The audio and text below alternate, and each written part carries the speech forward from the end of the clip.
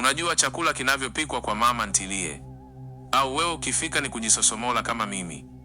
Basi leo utapata siri iliyofichwa na wengi. Kwa kweli dunia ina mambo.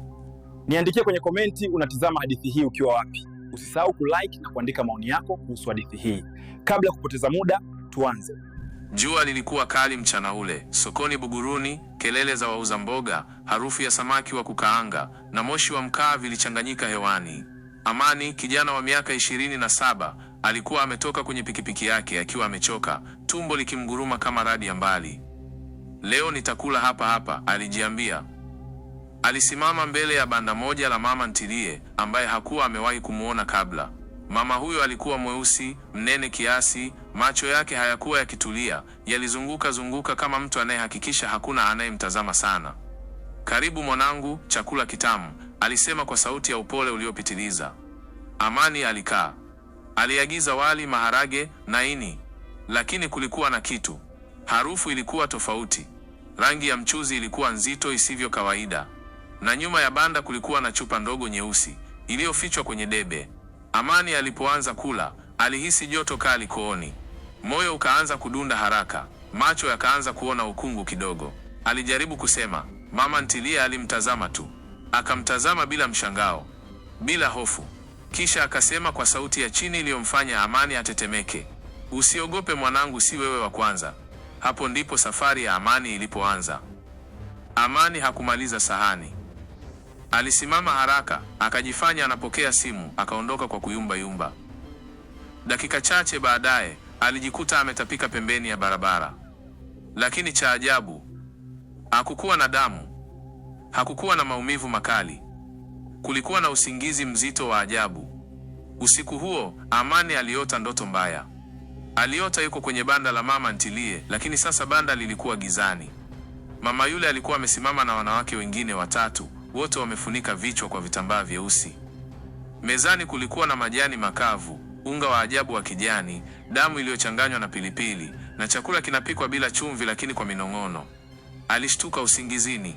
Asubuhi yake Amani hakurudi kazini. Aliamua kurudi sokoni. Sio kula bali kuchunguza. Alijifanya mteja wa kawaida, lakini akazunguka nyuma ya banda. Ndipo alipoona kitu kilichomfanya damu imkaukie. Chakula kinachobaki kinamwagwa kwenye ndoo maalum. Ndoo hiyo inachanganywa na kitu kutoka kwenye chupa nyeusi, kisha kinarudishwa jikoni kupikwa tena. Na hapo alisikia sauti ya mama ntilie akisema, hiki chakula kitavuta watu zaidi leo. Siku iliyofuata, habari zikasambaa sokoni. Kijana fulani kalazwa hospitali. Alikula pale kwa mama fulani. Anasema tangu ale chakula hicho haelewi kitu. Amani alipata hofu. Lakini pia alipata hasira. Aliamua kumfuatilia mmoja wa wateja wa pale, kijana aliyekula kila siku.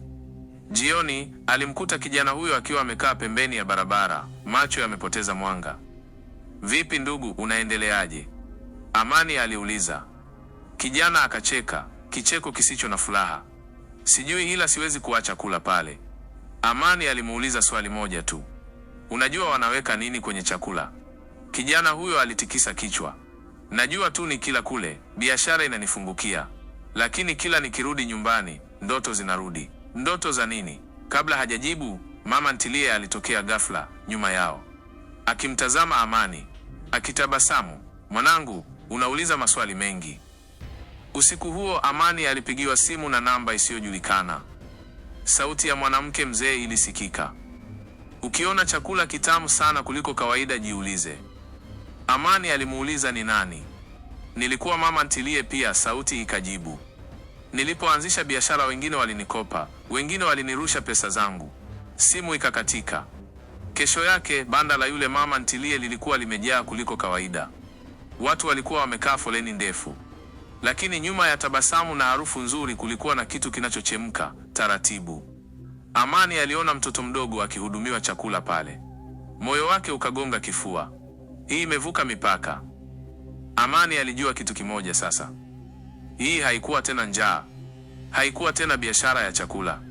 Kulikuwa na mkataba wa siri kati ya chakula na maisha ya watu. Aliamua kurekodi kila kitu.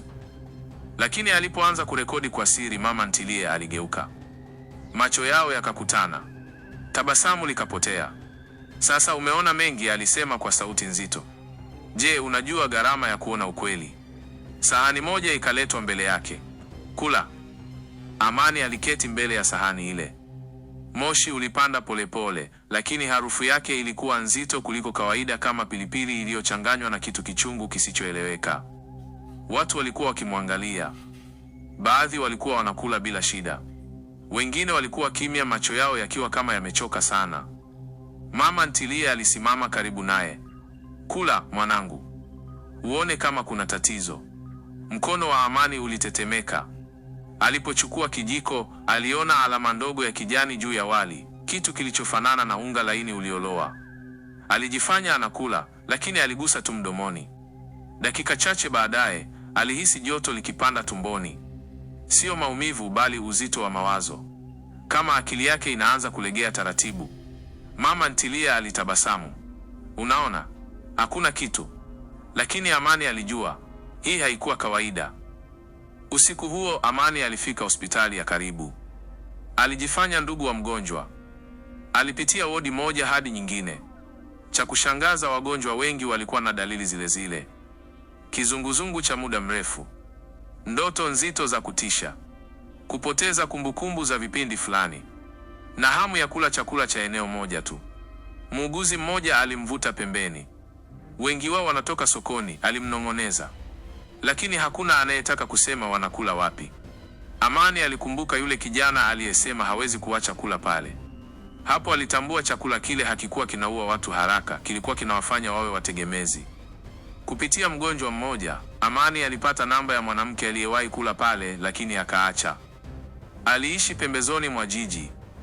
Nyumba yake ilikuwa kimya sana, milango imechakaa. Macho ya mwanamke huyo yalionyesha hofu ya muda mrefu. Usirudi pale, alimwambia Amani. Nilipoacha kula, nilianza kuumwa kila siku. Alimwonyesha alama mkononi. Nilipouliza maswali, waliniambia chakula kina kumbukumbu. Kumbukumbu ya nini? Amani aliuliza. Mwanamke akajibu kwa sauti iliyotetemeka, ya watu. Amani aliamua kufuatilia banda usiku. Baada ya soko kufungwa, mama ntilie hakurudi nyumbani. Alihamia nyuma ya banda. Kulikuwa na taa ndogo tu. Sauti za kuchanganya kitu zilisikika. Amani alipiga picha kwa mbali. Aliona chakula kilichobaki kikichanganywa, majani yakichomwa na unga wa kijani ukihifadhiwa kwenye chupa zile nyeusi. Kisha akaona kitu cha kutisha zaidi. Sahani ilitolewa. Chakula kiliwekwa. Akaanza kunong'ona majina ya watu, majina ya wateja. Siku iliyofuata, Amani alipata ndoto. Aliota anaitwa kwa jina lake. Sauti ya mama ntilie. Alishtuka. Akaenda kuangalia video alizorekodi. Katika moja ya video, sauti ya chini ilisimika, Amani. Damu ikamkimbia usoni. Wameniona, alijiambia. Amani alijaribu kuwaonya watu sokoni. Wengine walimcheka. Wengine walimwambia hicho chakula kimenisaidia. Mmoja akasema nilianzia kula pale, biashara ikapanda. Lakini macho yao hayakuwa na furaha. Yalikuwa na hofu iliyojificha. Yule kijana aliyekuwa anakula kila siku hakutokea. Simu yake haikupatikana. Chumba chake kilikuwa tupu. Lakini sokoni wateja waliongezeka. Amani alipata ujumbe. Ukipenda kujua ukweli, njoo peke yako. Ujumbe ulikuwa na eneo nyuma ya soko, usiku wa manane. Amani alifika. Alimkuta mama ntilie na wanawake wengine wawili. Mezani kulikuwa na vyakula tofauti.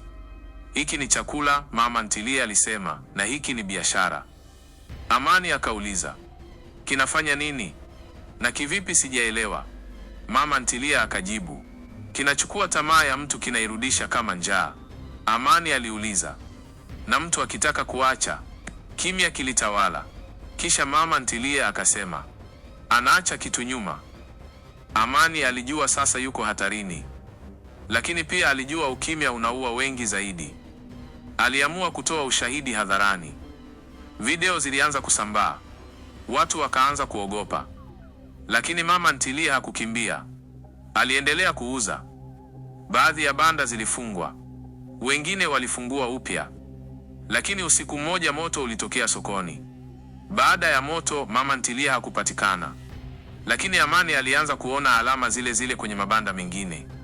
Amani alirekodi ujumbe wa mwisho akisema, kabla hujala kwa mama ntilie usiyemjua jiulize kwanza. Lakini sauti ya nyuma ikasema, bado hujaona kila kitu.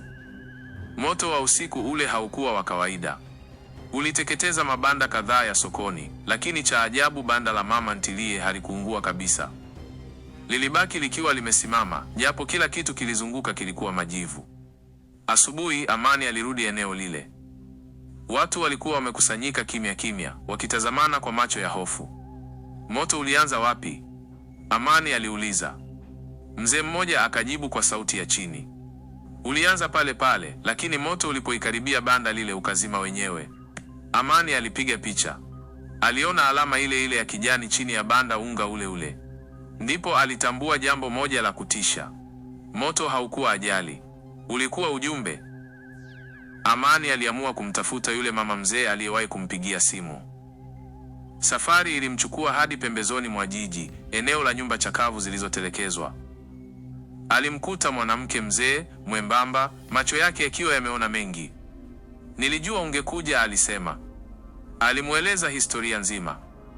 Miaka mingi iliyopita, kulikuwa na kikundi cha wanawake waliokuwa mama ntilie, lakini biashara zao zilikuwa zinakufa. Walipoteza wateja, watoto wao waliugua, maisha yakawa magumu. Ndipo walipokutana na mtu mmoja, mfanyabiashara wa siri. Aliwaambia, mzee alisema, chakula kinaweza kubeba tamaa ya binadamu. Chakula kikawa si cha tumbo tena, bali cha tamaa. Amani aliuliza swali lililomtesa. Wanaweka nini hasa kwenye chakula? Mwanamke mzee akavuta pumzi ndefu. Si sumu, si uchawi wa haraka. Ni mchanganyiko wa chakula kilichobaki cha watu wengi, majani yanayoathiri fahamu, na kitu muhimu zaidi. Amani alimsikiliza kwa makini. Wanaweka udhaifu wa binadamu, hofu, tamaa, wivu. Chakula kinapikwa huku majina ya watu yakitajwa, hisia zao zikichanganywa.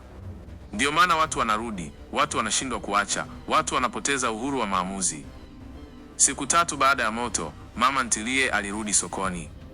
Hakufungua banda. Alisimama tu. Watu walimkimbilia. Tumekumisi chakula chako. Amani alisimama mbali akirekodi. Mama ntilie akasema kwa sauti ya wazi kabisa, chakula changu si cha kila mtu, ni cha wanaotaka zaidi ya chakula.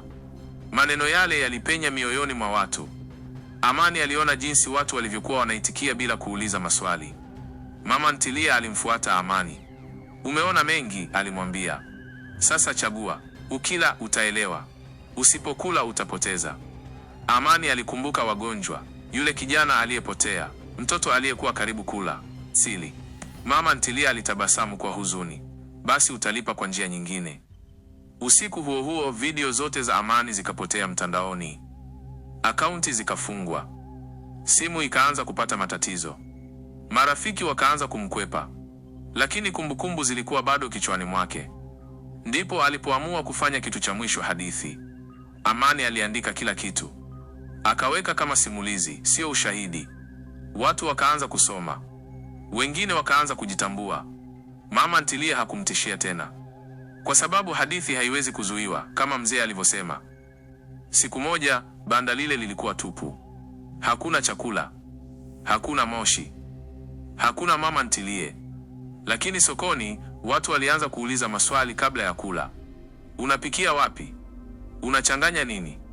Hofu ikabadilika kuwa ufahamu. Miaka ikapita.